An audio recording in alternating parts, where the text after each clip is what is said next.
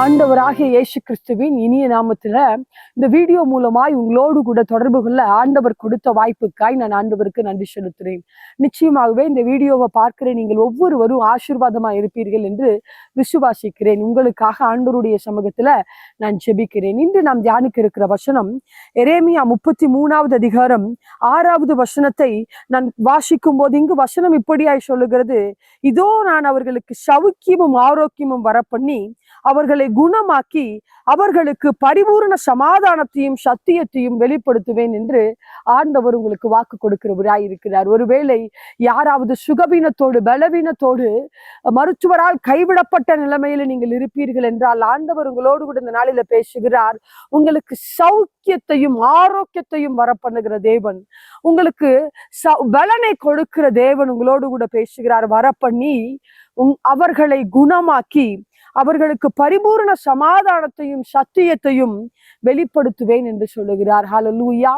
ஆண்டவர் உங்களை குணமாக்குகிற தேவனாய் இருக்கிறார். ஒருவேளை மருத்துவரால கைவிடப்பட்ட சூழ்நிலைகளில பலவீனத்தோடு ஆண்டவருடைய சமூகத்துல காத்திருக்கிறீர்களா?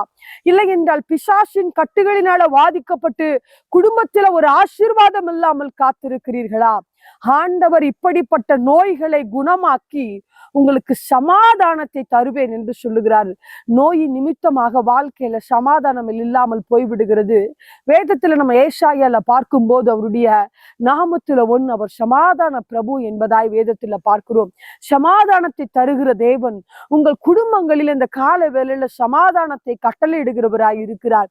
எந்த ஆசீர்வாதம் இல்லாமல் நீங்கள் சமாதானத்தை எதிர்பார்த்து காத்திருக்கிறீர்கள், சமாதானம் இல்லாமல் இருக்கிறீர்கள், நிச்சயமாகவே அந்த ஆசீர்வாதத்தை உங்களுக்கு கொடுத்து சமாதானத்தை தருகிறது மாத்திரமல்ல சத்தியத்தை வெளிப்படுத்துவேன் என்று சொல்லுகிறார். நிச்சயமாகவே இந்த வசனத்தின் மூலமாய் ஆண்டவர் உங்களை ஆசீர்வதிப்பாராக. ஆண்டவருடைய சமூகத்தில் அவரை இறுக பிடித்துக் கொள்ளுங்கள்.